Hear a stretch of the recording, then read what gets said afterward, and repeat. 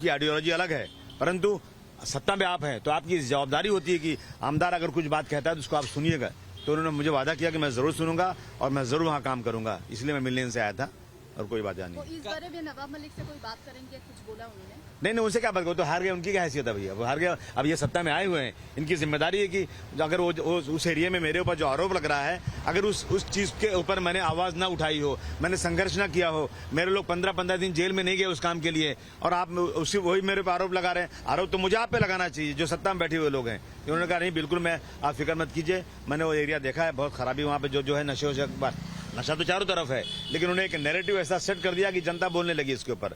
मैं इसलिए पहले दिन मिलने उनसे आया कि सर आप सत्ता में आ रहे हैं, आपकी जिम्मेदारी होती है कि जो अपोजिशन के लोग उनकी बातें सुने, उसको काम करें। उन्होंने जिस तरीके से आप पे आरोप लगाए थे, उन्होंने ये कहा था कि आप बिजनेस करते हो ड्रग्स का, ऐसे उन्होंने बोला था। बताइए, शर्म नहीं आती बोलने के लिए उनको? मैं बिजनेस करूंगा ड्रग्स का? बेशर्म लोग हैं। उनका दामाद पकड़ा गया उसमें और उसको छुड़ाने की कोशिश किया।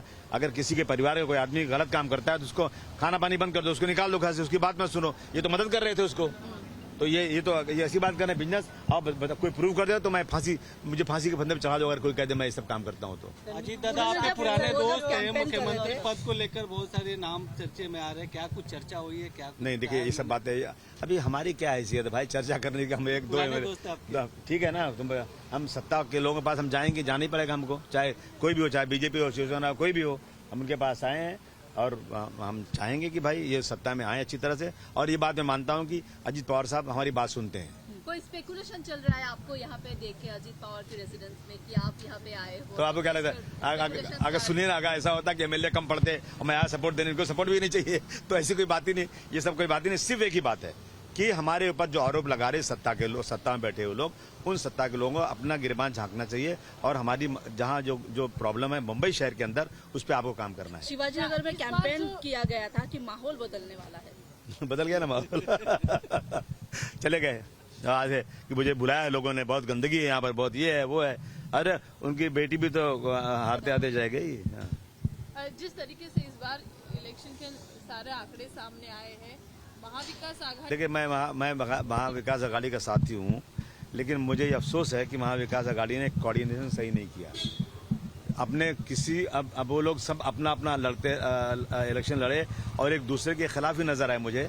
मैं समझता हूँ कि कोऑर्डिनेशन की बहुत कमी थी और इन लोगों की वजह, हार की वजह सबसे बड़ी यही हो सकती है। आपके पुराने जो सहकारी थे फहाद अहमद, जिन्होंने अणुशक्ति नगर से चुनाव लड़ा, उनको भी मतलब उनका भी ये हुआ, वो हार गए थे। लेकिन हम जैसे देख रहे कि उन्होंने एक जो आरोप किया हुआ है कि जो राउंड चल रहे थे काउंटिंग के, कुछ राउंड के बाद कुछ गड़बड़ हुई, ऐसा वो भी बोल रहे हैं। देखिए ऐसा है ना कि जो होना था हो गया, उस पर बहस कर कोई फायदा नहीं है। हार गए तो हार गए, खत्म बात। जो जीता वो सिकंदर। आप बोल रहे हैं कोऑर्डिनेशन का अरे मैं महाविकास आघाड़ी, देखिए मैं महाविकास आघाड़ी का होने के बाद भी मैं कह रहा हूँ ना कि मैं उनके साथ हूँ, लेकिन उन लोगों ने मुझे एक बार बुलाया भी नहीं बात करने के लिए।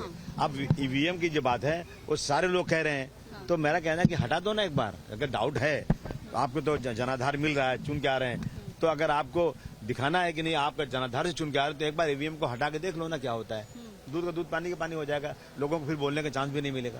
क्या आपको लगता है महाविकास आघाड़ी में 3 पार्टियां अपने अपने तरीके से लड़ रही थी? जो कांग्रेस लोकसभा के समय इतना उभर के सामने आई थी, उसका कहीं पे पूरा तरीके से हम कहें कि बड़े बड़े चेहरे जैसे बाला साहब थोड़ा थे, कई बड़े लोग हैं, विरोधी पक्ष नहीं रहा आज महाराष्ट्र। नहीं, ये तो अफसोस की बात है ना, ये अफसोस की बात है। ये लोग सब सीटों के लिए लड़ते हैं, मुझे सीट ज्यादा चाहिए और उसके बाद सीटें चुन के नहीं आती हैं। मैं समझता हूं कि कोऑर्डिनेशन कमी और लीडरशिप की कमी, हर चीज दिल्ली में जाके पूछना मतलब क्या होता है। यहाँ पे बाला साहब थोराट हैं, यहाँ पर जो है पृथ्वीराज चौहान साहब हैं और नाना पटोले हैं, ये लीडर हैं, इनको डिसीजन लेना चाहिए। ये लोग जाते वहां से डिसीजन, वहां से क्या होगा? तो जो लोग वहां से डिसीजन लेते हैं, मैं समझता हूँ ठीक नहीं है।